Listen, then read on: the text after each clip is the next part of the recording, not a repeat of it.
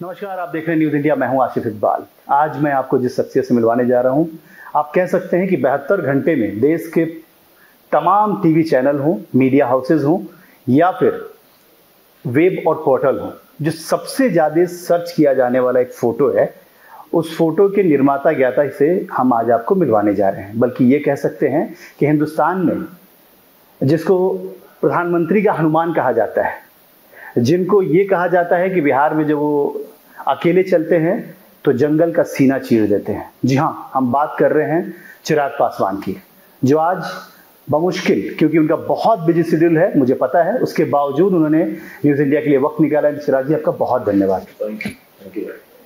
चिराग जी, मैंने जो बात कही वो बिल्कुल वाजिब है, क्योंकि आप भी बहुत एक्टिव रहते हैं सोशल मीडिया पे, आपको भी पता है। एक फोटो ने जैसे लगता है कि पूरे हिंदुस्तान की राजनीति की एक दशा और दिशा ही अलग तरीके से मूव कर दी है। हनुमान और राम ये दुनिया से जानते हैं लोग, जब से ये दुनिया बना तब से वो हैं। लेकिन हिंदुस्तान के पॉलिटिक्स में राम के बाद हनुमान की भूमिका आपने तय की। आपने कई बार बोला कि आप प्रधानमंत्री नरेंद्र मोदी के हनुमान हैं। एक तस्वीर अभी हाल की मीटिंग में आई, जो एनडीए की मीटिंग थी, उस दिन इसमें कहने के लिए कुछ ज़्यादा है नहीं। मुझे लगता है तस्वीरें खुद सब बयां करती हैं। कहना बस इस पे इतना मैं चाहूँगा कि इन 2-2.5 सालों में मैंने कई बार इस परिप्रेक्ष्य में तंज बहुत सुने, और मुझे कई बार कहा गया कि भाई बड़ा अपने आप को तुम हनुमान कहते थे, क्या हुआ, क्या मिल गया, क्या कर लिया। मेरे पिता के निधन के बाद जिस तरीके से कुछ पारिवारिक परिस्थितियां उत्पन्न हुई, राजनीतिक परिस्थितियां उत्पन्न हुई, 2020 का चुनाव हम लोगों ने अकेले लड़ा। उस दौरान भी कई इस तरीके के ताने मुझे दिए जाते थे कि भाजपा ने ऐसा किया, उन्होंने ये किया, वो किया। उस वक्त भी मैंने हमेशा निरंतरता में 2 सालों में इस बात को मैंने कायम रखा कि वो मेरे व्यक्तिगत संबंध है मेरे प्रधानमंत्री से, और जिनको शायद मैं कभी शब्दों में या कभी किसी के सामने मैं नहीं दिखा पाऊंगा। और मेरे प्रधानमंत्री मेरे साथ मेरे जीवन के सबसे कठिन दौर में उस वक्त खड़े रहे जब मेरे पिता अस्पताल में थे। एक परिवार के सदस्य की तरह दिन में 2-2 बार डायरेक्टली मुझे मेरे मोबाइल पे कॉल करना, पिता का ना सिर्फ हालचाल जानना बल्कि डॉक्टर्स क्या सजेस्ट कर रहे हैं इस बात की जानकारी वो मुझसे साझा करते थे। तो वो संबंध इतने खूबसूरत रहे हैं और इतने व्यक्तिगत वो रहे हैं, जिसको राजनीतिक परिप्रेक्ष्य में शायद किसी के लिए भी समझना कभी संभव था ही नहीं। और मैंने हमेशा उन रिश्तों की दुहाई दी, और इसलिए मैंने कभी प्रधानमंत्री के खिलाफ कुछ नहीं कहा। कितनी बार मुझे प्रवोक किया गया कि भाई ऐसा कर दिया, वैसा कर दिया, अभी भी आप अपने आप को भक्त बोलते हैं, वो बोलते हैं। मैं कैसे भूल जाऊं कि मेरे प्रधानमंत्री ने उस वक्त मेरे लिए क्या कुछ किया था। और क्योंकि जस्ट बिकॉज एक नई राजनीतिक परिस्थितियां उत्पन्न हो गई हैं तो मैं उन तमाम बातों को भूलकर मैं प्रधानमंत्री का विरोध करने लग जाऊं, ये मेरे संस्कारों में नहीं और ये मेरे लिए संभव भी नहीं था। बहरहाल मुझे लगता है उन तमाम रिश्तों की एक खूबसूरत झलक उस लम्हे में दिखाई दी जब प्रधानमंत्री जी ने मुझे गले लगाया, और यकीनन मेरे लिए वो मेरे जीवन के सबसे खूबसूरत और सबसे महत्वपूर्ण पलों में से एक पल रहा है। बिल्कुल चिराग, जितना मैं जानता हूँ कि आप अपने पिता से ज़्यादा बढ़कर किसी को दुनिया में आपने प्यार नहीं किया, उनसे लगाव बहुत रहा है। उनके साथ जिसने अच्छा किया, आप 2.5 साल तक आपने इंतज़ार किया, और नीतीश कुमार से आपका मन खट्टा होना, या ये कह लें कि नीतीश कुमार से आप दूरी आपने जो बनाई, या नीतीश कुमार के खिलाफ आपने बगावती तेवर अपनाए, क्या, जहां तक अपनी जानकारी है मैं उसको दुरुस्त करना चाहता हूं, क्या वो आपके पिताजी के साथ उनका व्यवहार ऐसा था, इसलिए वही वजह रही है जो आप नीतीश कुमार के साथ? बिल्कुल आपने सही कहा कि जिन्होंने मेरे पिताजी के साथ काम किया या अच्छा रहे, उनके साथ मैंने वही संबंध निभाए। और आज भी कई मेरे पिताजी के साथी सहयोगी पुराने जानकार हैं जिनके साथ वही संबंध मैं निभाने का मैं भरपूर प्रयास करता हूँ। प्रधानमंत्री जी ने बिहार विधानसभा चुनाव के दौरान अपने पहले रैली में जब वो बिहार आए थे, और मुझे लगता है शायद सासाराम में उनकी सबसे पहली सभा हुई थी, उस मंच पे मेरे पिता को याद करते हुए प्रधानमंत्री जी ने कहा था कि वो अपनी अंतिम सांस तक मेरे साथ थे। तो जस्ट बिकॉज कि मैं उस वक्त अकेले मैं चुनाव लड़ रहा हूँ या मैं गठबंधन से अलग हुआ हूँ, और जिस व्यक्ति की वजह से अलग हुआ हूँ वो भी सब जानते हैं, मुख्यमंत्री नीतीश कुमार जी की वजह से ही मैं अलग हुआ था, तो उनकी वजह से मैं अलग हुआ हूँ और उनका विरोध करने लग जाऊँ, ये मेरे संस्कारों में नहीं था और मैंने किया भी नहीं। बट हाँ, एट द सेम टाइम जिन लोगों ने मेरे पिताजी के रहते हुए उन्हें उनके राजनीतिक कद को छोटा करने का प्रयास किया हो, उनको पीड़ा पहुंचाने का प्रयास किया हो, उनके साथ भी मैंने वही संबंध मैंने रखे। मुख्यमंत्री नीतीश कुमार जी सब जानते हैं कि राजनीतिक प्रतिद्वंदी के तौर पर उन्होंने मेरे पिताजी को हमेशा नीचा और छोटा दिखाने का उन्होंने प्रयास किया। 2005 में हम लोग के 29 MLA जीत कर आए थे, उनको तोड़ने की बात हो, या रह रहकर हमारे विधान पार्षद हमारे सांसदों को तोड़ने की बात हो, या फिर दलित महादलित करके राजनीतिक कद मेरे पिता का छोटा करने की बात हो, इन तमाम परिस्थितियों में मुख्यमंत्री जी ने हमेशा प्रयास किया कि कैसे वो मेरे नेता मेरे पिता की राजनीतिक बढ़ते ओहदे को वो छोटा कर सके। बहरहाल ये तो कारण रहे ही। साथ में मैं नहीं मानता कि मुख्यमंत्री जी के पास विकास की बिहार से जुड़ी हुई वो नीतियां हैं। मैं जहां एक तरफ बिहार फर्स्ट बिहारी फर्स्ट की बात करता हूं, मैं नहीं मानता कि भाई नली गली बनाने से या नल जल पहुंचाने से बिहार का विकास हो सकता है। ये कार्य ऐसे कार्य जो किसी भी सरकार को वैसे भी करने हैं, बट जब तक आप आईटी जॉब आईटी सेक्टर्स की बात नहीं करेंगे, इंडस्ट्रियलाइजेशन की बात नहीं करेंगे, एजुकेशनल हब बिहार के अलग अलग शहर कैसे बने उसकी बात नहीं करेंगे, किसानों की बात नहीं करेंगे, बाढ़ सुखाड़ की परमानेंट सोल्यूशन की बात नहीं करेंगे, तब तक बिहार विकसित राज्य नहीं बन सकता। तो इन तमाम परिस्थितियों को मद्देनजर रखते हुए एक बात तय थी, तय है और तय रहेगी कि मैं और मुख्यमंत्री नीतीश कुमार जी कभी एक साथ आगे नहीं चल सकते, क्योंकि उनके पास बिहार को लेकर विजन नहीं है और मैं विकसित राज्य बनाने की सोच के साथ मैं आगे बढ़ना चाहता हूं। तो इसीलिए हम दोनों की राहें अलग रही।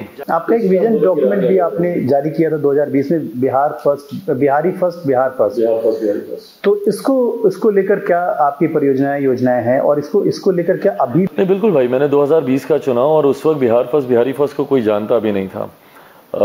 लंबे समय तक पिताजी के बीमार होने के कारण मैं दिल्ली में था। बिहार फर्स्ट बिहारी फर्स्ट को उस तरीके से हम लोग प्रचारित नहीं कर पाए, बल्कि चुनाव के दौरान फर्स्ट फेज का नामांकन हो गया था। उसके बाद डिजिटल फॉर्मेट में हम लोगों ने बिहार फर्स्ट बिहारी फर्स्ट को लॉन्च किया, क्योंकि कोरोना काल भी चल रहा था, तो डिजिटल फॉर्मेट में हम लोगों ने इसको लॉन्च किया था। तो उस वक्त लोग बिहार फर्स्ट बिहारी फर्स्ट को उतना जानते नहीं थे। उसके बावजूद हम लोग को 6% से ज़्यादा का हम लोग को मत मिला और एक बड़ी संख्या में लोगों ने लोक जनशक्ति पार्टी रामविलास का समर्थन किया, और वो भी तब जबकि अभी 100+ से ज़्यादा सीटों पर हम लोगों ने चुनाव लड़ा भी नहीं था।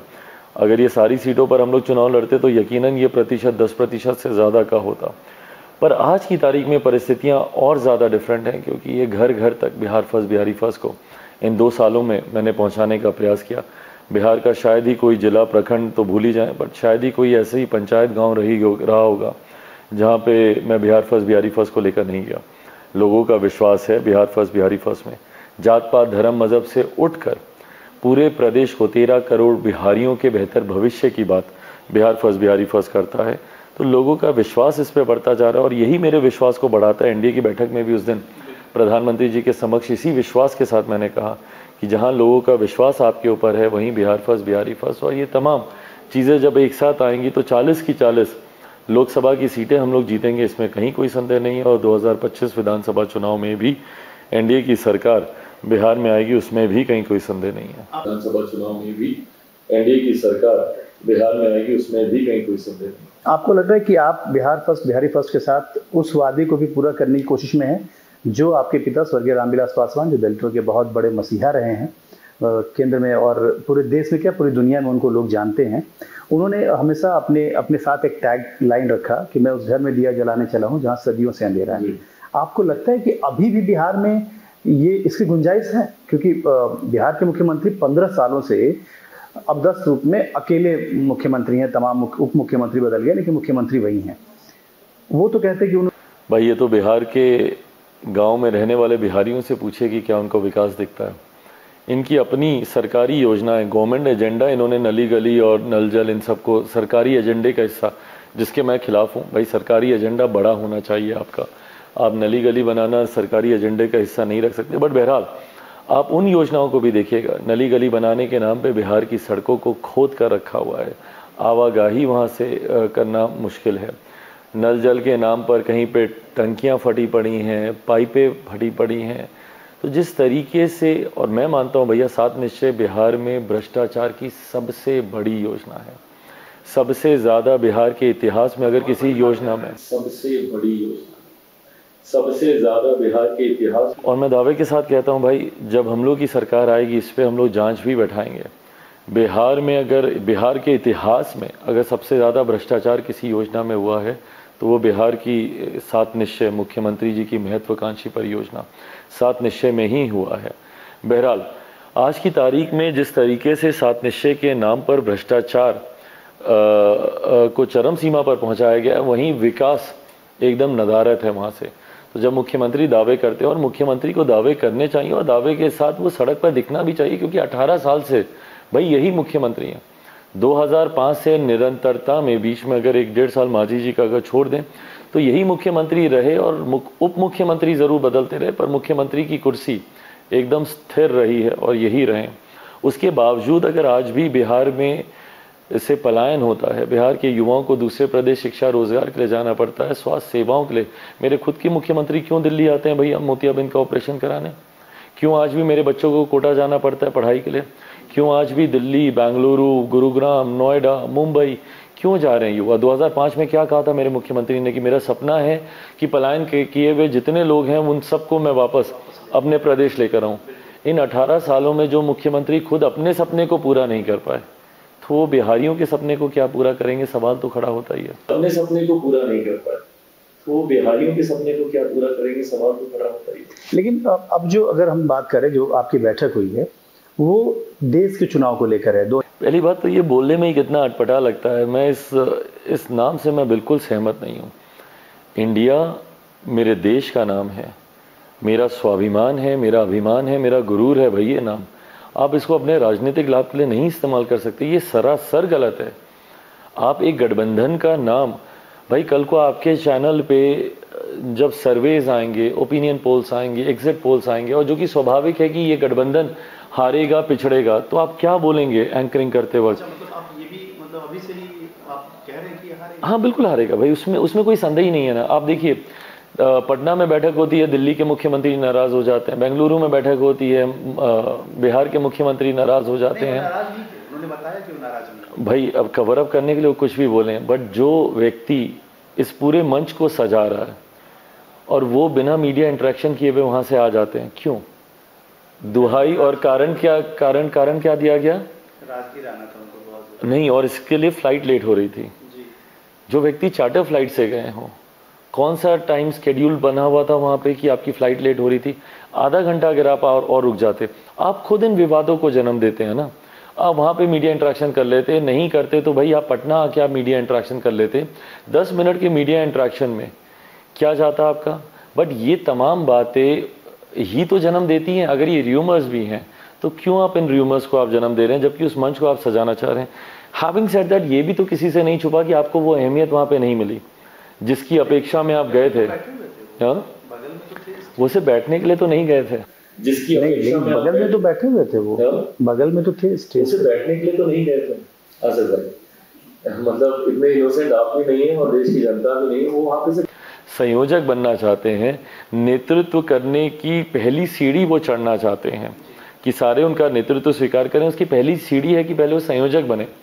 उनको वहां पे संयोजक की घोषणा नहीं की जाती। बिहार से यही वादा करके उनको बेंगलुरु बुलाया गया था। अब यही वादा करके अगर अगली बैठक में उनको बुलाया जाता है, बट बहरहाल देखिए टीस तो है उनके मन में। 2013 में वो क्यों अलग हुए गठबंधन से? बट बहरहाल देखिए टीस तो है उनके मन में। 2013 में वो क्यों अलग? आप बेहतर समझ सकते हैं, क्योंकि नीतीश कुमार को आज कहा जाता है कि बिहार में अगर सबसे अच्छा कि कोई समझ सकता है तो वो चिराग पासवान। आई एग्री, मैं इस बात से सहमत हूँ। और ये टीस है उनके मन में। 2013 में वो गठबंधन से क्यों अलग हुए?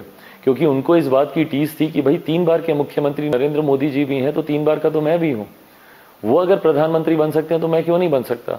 और उसी लालसा में वो ये तमाम मेहनत कर रहे हैं। जिस मुख्यमंत्री के पास इतनी फुर्सत नहीं है कि बिहार में हुई अनंत हत्याओं में से किसी एक परिवार से जाकर, पीड़ित परिवार से जाकर वो मिलने, वो मुख्यमंत्री प्रदेश प्रदेश जा रहे हैं, विपक्षी दल के हर दरवाजे पर जाके वो खड़े हो रहे हैं और सबके पास अर्जी लगा रहे हैं कि भाई हमको प्रधानमंत्री का आप दावेदार बना दीजिए। खड़े हो रहे हैं और सबके पास अर्जी लगा रहे हैं कि भाई हमको प्रधानमंत्री का आप दावेदार बना दीजिए। नहीं, वो इकट्ठा कर रहे हैं, एकजुट करना चाहते हैं। आसिफ भाई, या तो आप बहुत इनोसेंट हैं या आप मुझे मूर्ख समझ रहे हैं या आप देश की जनता को मूर्ख समझ रहे हैं। बहरहाल आपकी मुस्कुराहट भी ये बता रही है कि हकीकत क्या है उनके दरवाजे जाने के पीछे। बट बहरहाल मुझे इससे फर्क भी नहीं पड़ता। वो उनकी मेहनत है, वो उनकी सोच है और वो उनकी चिंता है, वो मेरी चिंता नहीं है। वो उनकी मेहनत है, वो उनकी सोच है और वो उनकी चिंता है, वो मेरी चिंता नहीं है। नहीं, लेकिन आपको मैं फिक्रमंद बिहार और बिहारियों को लेकर हूं, और अफसोस इस बात का है कि आज की तारीख में बिहार और बिहारियों के भविष्य को निर्धारित करने वाली कुर्सी पर ये जमकर बैठे हैं। इसीलिए मैं शुभकामनाएं दूंगा कि भाई आप जाएं, आप देश के प्रधानमंत्री के दावेदार बनना चाहें, आप राष्ट्रपति बनना चाहें, आप यूएनओ के जनरल सेक्रेटरी बनना चाहें, आपको जो बनना आप जाके बनिए, मेरी शुभकामनाएं। बस मेरे बिहार को आप बख्श दें। बिहार से आप जितनी जल्दी दूर होंगे, बिहार का उतनी जल्दी भला होना शुरू होगा। No, don't tell me that you don't know this. ये हर बिहारी जानता है आसिफ भाई, और आप भी बिहार से, आप भी जानते हैं। इन 18 सालों में मुझे 5 उपलब्धियां बता दीजिए ना, मुख्यमंत्री की इन 18 सालों में 5 उपलब्धियां बता दीजिए। और मैं तो मुख्यमंत्री से भी जानना चाहूंगा, भाई समाधान यात्रा पर निकले थे, जिन मुख्यमंत्री के पास लाठी चलाने के अलावा किसी समस्या का और कोई समाधान इनको नहीं सूझता हो, ऐसा नेतृत्व करता क्या देश को चाहिए। आज की तारीख में शिक्षक सड़क पर उतरते हैं तो मुख्यमंत्री लाठी चलाते हैं, छात्रों पे चलाते हैं, अभ्यर्थियों पे चलाते हैं, किसान सलाहकारों पे चलाते हैं, पासी समाज के लोग।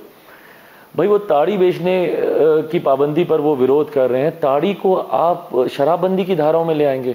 आप इंजीनियर हैं, आप पढ़े लिखे हैं मुख्यमंत्री जी, आप एक प्राकृतिक पदार्थ को आप शराब की श्रेणी में आप कैसे ला सकते हैं, और उसी श्रेणी की धाराओं में आप उनको बांधते। तो जब वो लोग सड़क पे उतरते हैं, उन पे आप लाठी चलाते हैं। तो हर समस्या का समाधान जिनके पास लाठी हो। आप देश का नेतृत्व करना चाहते हैं। 2013 में जब मौजूदा प्रधानमंत्री आए थे, वो गुजरात मॉडल लेके आए थे। Being a Bihari, you only tell me what is Bihar model, क्या है बिहार में दिखाने के लिए। क्या हम देश को ये दिखाएंगे कि बिहार में रोज इतनी हत्याएं हो रही हैं तो देश भर में हम इतनी करवाएंगे, या बिहार में मात्र इतने का भ्रष्टाचार हो रहा है, देश में हम इतने का हम भ्रष्टाचार कराएंगे। क्या बिहार मॉडल आप दिखाएंगे। एक और चीज जानना चाहता हूँ चिराग जी, कि जैसे जिस तरीके से आप लोगों ने एनडीए पहले से था, ऐसा माना ही जा रहा था, इधर ऑपोजिशन का एक गठबंधन था यूपीए, लेकिन अब यूपीए नए नाम से जाना जाएगा, इंडिया के नाम से माना यह जा रहा है। जो लोग जो विरोध में है वो लोग कह रहे हैं कि ये बौखलाहट है आप लोगों में, ये जल्दबाजी है आप लोगों की। पहले कोई एनडीए की बैठक निर्धारित नहीं थी, लेकिन पटना की बैठक बहुत सक्सेसफुल हुई नीतीश कुमार और मल्लिकार्जुन खड़गे के नेतृत्व में, और बैंगलोर उससे भी ज्यादा सक्सेसफुल होने जा रही थी। इसलिए आप लोगों ने आनन फानन में, या आपके घटक दलों ने इस तरह के प्रोग्राम किए। और आनन फानन में एकदम से 25 साल हो जाते हैं एनडीए को, और हम लोग वो 25 साल कंप्लीट होने पे हम लोग इस बैठक को बुला लेते हैं। कैसी बातें करते हैं विपक्ष के लोग, कभी कभी समझ के परे आता है। और इसीलिए मैं बोलता हूँ ये एक ऐसा भानुमति का कुनबा है जो बनता बाद में बिखरने पहले लग जाता है, इन लोगों की इसी सोच की वजह से। भाई 25 साल पूरे हो रहे थे, और ये चर्चा लंबे समय से चल रही थी कि 25 साल एनडीए के पूरे होने पर एक बड़ा आयोजन एनडीए को लेकर किया जाएगा। और वैसे भी चुनावी वर्ष है, और चुनाव से पहले आपने 2019 में भी देखा था कि चुनाव से पहले, और अगर मुझे ठीक से याद है तो शायद अशोका में ही वो बैठक भी की गई थी, जहाँ पे तमाम एनडीए के सहयोगी एक साथ एकजुट आए थे। और यूपीए से या महागठबंधन से बेहतर, या विपक्षी दल, अब तो इन्होंने इंडिया नाम दे दिया, इन लोगों से बेहतर कौन जानता है कि भाई चुनाव से पहले ये तमाम घटकों के साथ बैठकर इस तरीके की बैठकें की जाती हैं।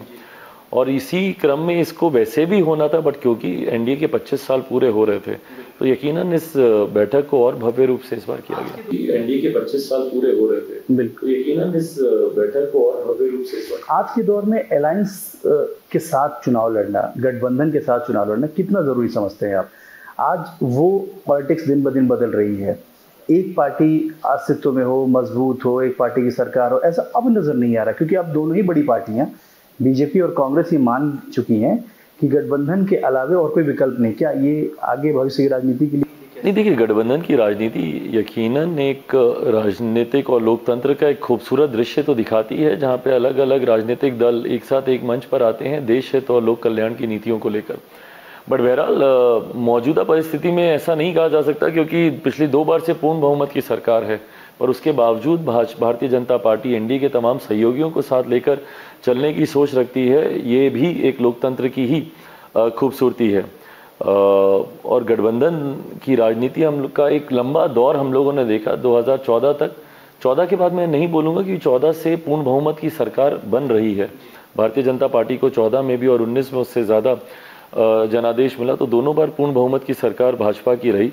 पर एक दौर हम लोगों ने देखा, और ये मुझे लगता है अगर मेरी सोच और मेरी याददाश्त सही है तो एनडीए की तरफ से ही गठबंधन की शुरुआत की गई थी और एनडीए की सरकार बनाई गई थी।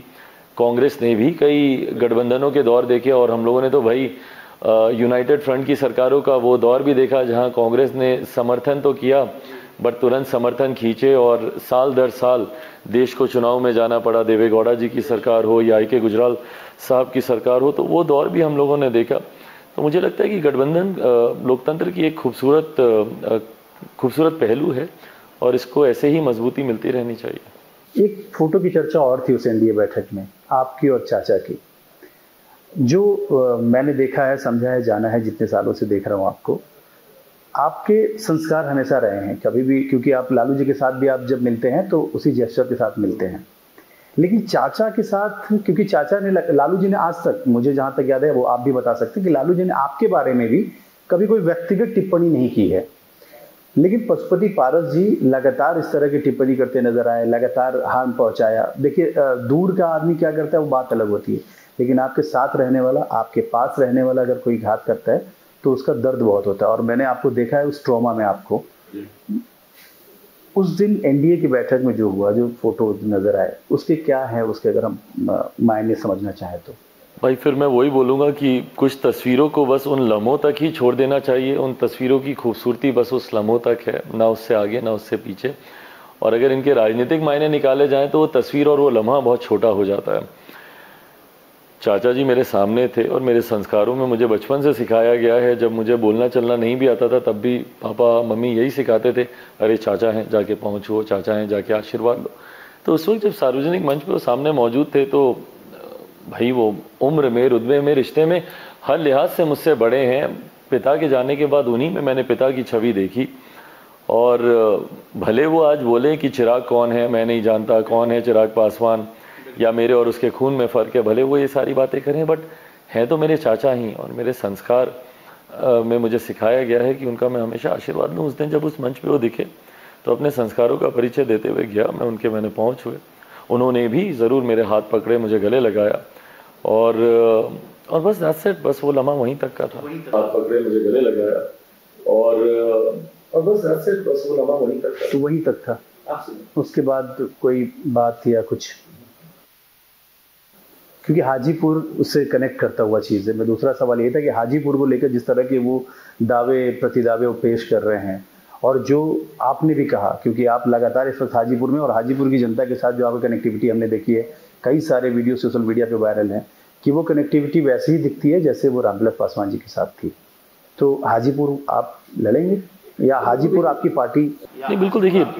देखिए उनका दावा अपनी जगह पे है। मौजूदा वर्तमान में वो सांसद हैं हाजीपुर से, यकीनन उस नाते वो दावा कर रहे हैं। मेरे अपने कारण हैं। मेरे नेता मेरे पिता की कर्मभूमि रही, उन्होंने हाजीपुर को अपनी माँ का दर्जा दिया। उनके जाने के बाद एक पुत्र होने के नाते मेरा उत्तरदायित्व बनता है कि अपने पिता के तमाम अधूरे कार्यों को मैं पूरा करूं। उस सोच के साथ मैं चाहता हूं कि वहां से लोक जनशक्ति पार्टी रामविलास चुनाव लड़े। ये गठबंधन के भीतर की बातचीत है। जब वो कभी कभी इन बातों को सार्वजनिक मंच पे करते हैं तो मुझे थोड़ा अटपटा भी लगता है कि ये बातें आप गठबंधन के भीतर कीजिए जैसे मैं कर रहा हूँ। और इतना ज़रूर तय है कि लोक जनशक्ति पार्टी रामविलास ही हाजीपुर लोकसभा का चुनाव लड़ेगी। लोक जनशक्ति पार्टी रामविलास ही हाजीपुर से चुनाव लड़ेगी।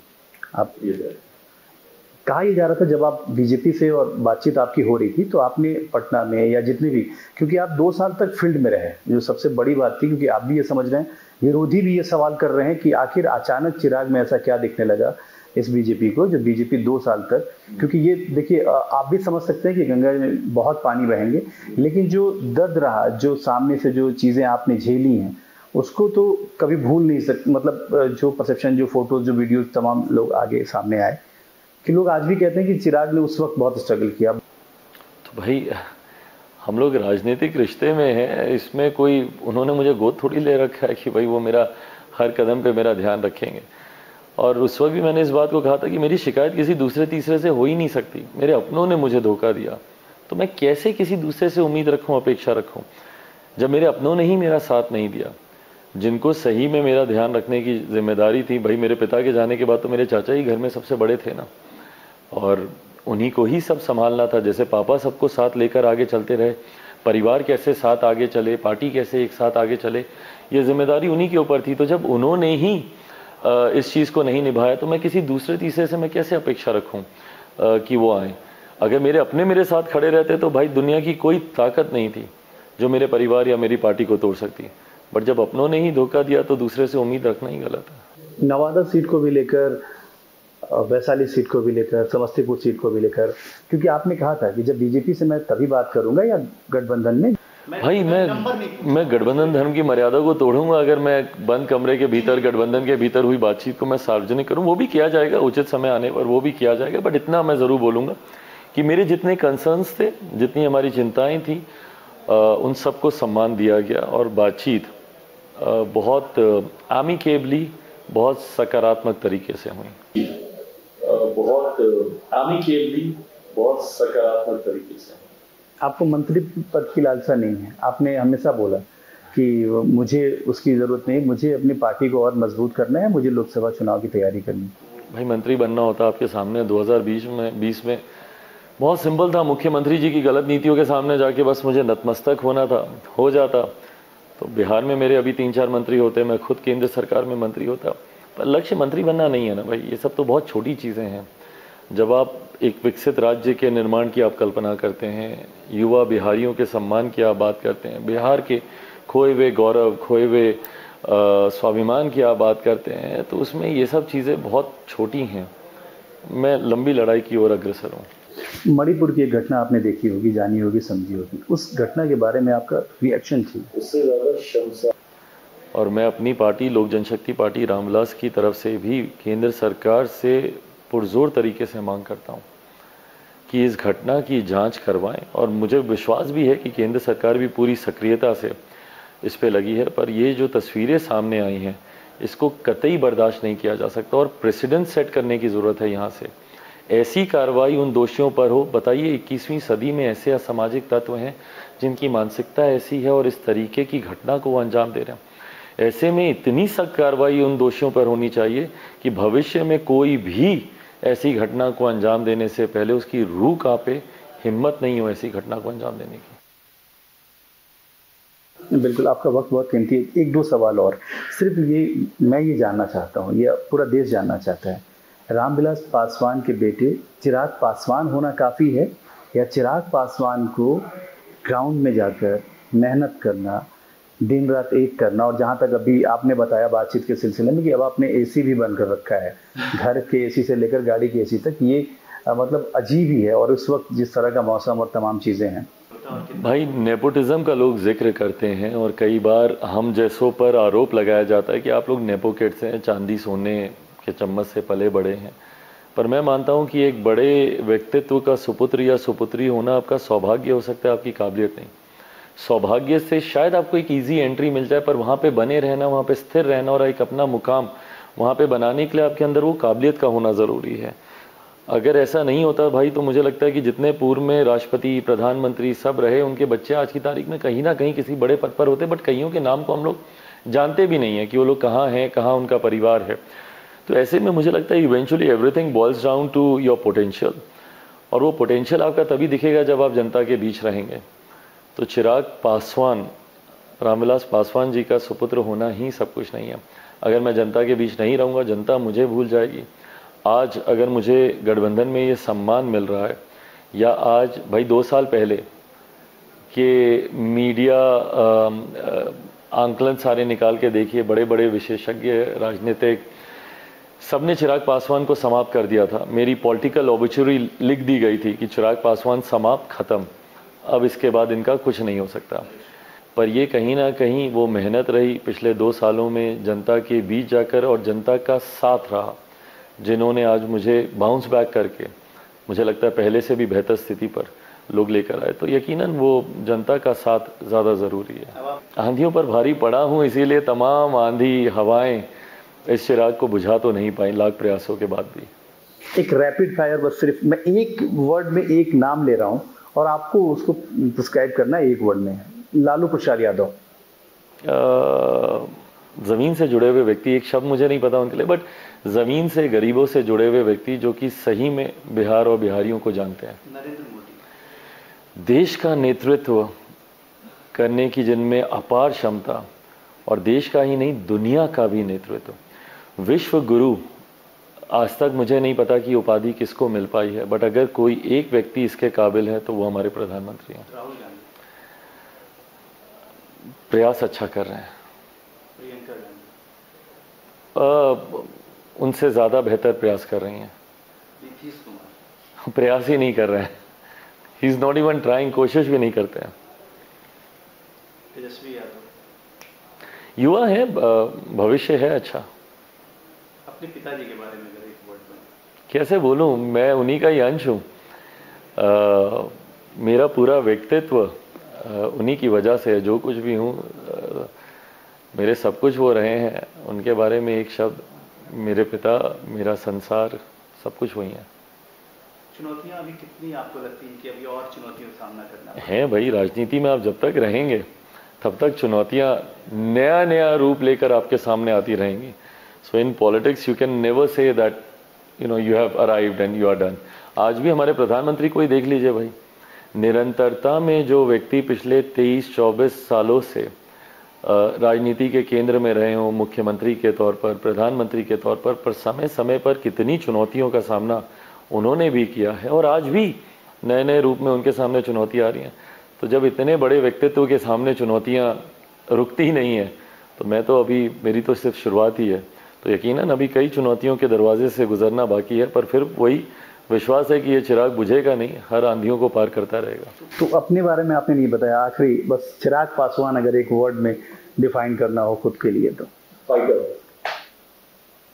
Fighter. Wish you all the best. Thank you so much Chirag ji. ये बहुत ही कीमती सा वक्त है इसलिए क्योंकि इस वक्त चिराग पासवान से मिलने वालों की लंबी तादाद है बाहर, और इनको मिलकर अपनी भावनाएं व्यक्त करने वालों की। लेकिन चिराग ने न्यूज़ इंडिया के लिए वक्त निकाला, और कुछ बातें ऐसी जो नज़ीर पेश कर रही हैं। उन्होंने कहा कि मेरे संस्कार में है कि मैं बड़ों का सम्मान करूं। ये बड़ों को भी ख्याल करना होगा कि अगर वो सम्मान ले रहे हैं तो सम्मान देना भी पड़ेगा। और साफ तौर पे चिराग कह रहे हैं कि कई आंधियों पर भारी पड़ा हूं, इसलिए आज यहाँ खड़ा हूं और आगे भी चलता जाऊंगा। तब तक आप देखते रहिए न्यूज़ इंडिया, क्योंकि यहाँ खबरों का सिलसिला रुकता नहीं है। अगले वीक फिर एक बड़ी शख्सियत से आपको मुलाकात करेंगे। शुक्रिया।